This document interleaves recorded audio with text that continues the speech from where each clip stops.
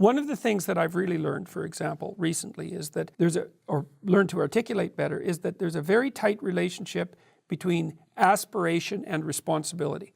So let's say, well, the first question might be, do you need to aspire to something?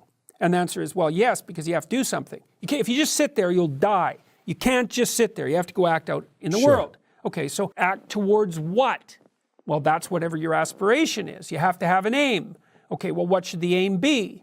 Well, it should be something worth doing, let's say. Why do something that you don't feel is worth doing? What do you think's worth doing? Well, if you watch other people and you judge when they're doing something worthwhile, you usually judge them positively if you see that they're taking responsibility, at least for themselves. What, do you want to be completely useless so other people have to take care of you? That's pretty pathetic. And maybe you could get your act together so you're taking care of yourself and your family. And maybe you could even do better than that and take care of yourself and your family and your community. Well, good for you. That's responsibility, and that's an aim. Well, here's one of the things that's cool about that, is that your life doesn't have meaning without aspiration or an aim. Okay, so you need a hierarchy of values. There's got to be something at the top. It's got to be something important. If you don't have that, your life doesn't have any meaning. So if you criticize the hierarchy, or even the idea of hierarchy, you destroy the idea of aspiration, and then people have nothing. Well, that's not helpful. People are built for a struggle and they're built for a weight, and you want to take on a heavy burden voluntarily. See if you can put yourself together. See what you can do out in the world while you're waiting to die. It's an all-in game. It better be worthwhile. And so there's a tight relationship between responsibility and aspiration and hierarchy. And when you criticize those things, you get rid of the aspiration. But why are those ideas doing good today?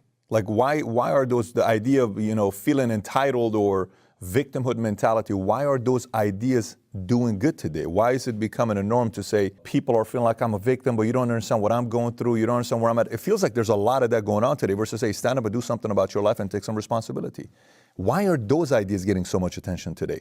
Or is it something that's always been like this? I think in some sense it's an eternal battle. I mean, the story of Cain and Abel is a story about that. It's about responsible, proper living and the jealousy that might be engendered while observing that. So it's a very, very old problem. I think, well, the problem is... Envy? Are you saying envy? Oh, definitely envy, yes, definitely envy. I don't know well, just think about the discussion of the 1%. It's like, well, those evil 1%. Do you know how much money you have to make in order to be in the top 1% in worldwide terms?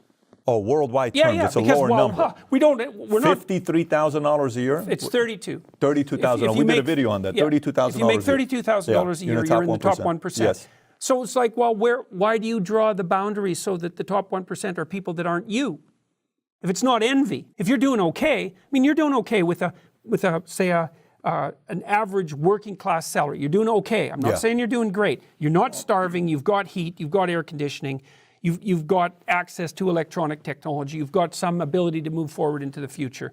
So you're doing all right. And by historical standards, you're doing damn fine. So why all of a sudden is the 1% that you're envious of only those people who are richer than you, when you're also part of the 1% worldwide, if that's not envy? So I know who the rich is. The rich is always someone who has more money than me. That's who the rich is. I don't put myself in that category, especially if I'm pursuing this victim mentality. And then the other part of the victim mentality is, well, let's say you can have a meaningful life by adopting responsibility, but it's a heavy load. You got to be awake and alert and on your feet and moving towards something difficult. You have to have some self-control, and you have to sacrifice in the present so that the future is better. It's complex. You have to integrate a lot. And when you take on some responsibility, your life has meaning. You think, I want a meaningful life. It's like, maybe you do, if you're willing to take on the responsibility. What's the alternative? Well, to garner a lot of unearned sympathy for your victimization position, and to at the same time take down the people who are willing to take more responsibility than you. It's a nasty game. And I see it played out in the universities too. I think if you quadrupled the salaries of sociologists, that most political correctness would go away. I think they're jealous and envious because they see people who aren't any smarter than them doing way better out there in the capitalist world. And that drives their envy and their hatred, even though they're unbelievably privileged in their positions as, let's say, sociology professors or social work professors or people who are on the faculties of education, all disciplines that have become incredibly corrupt. Envy.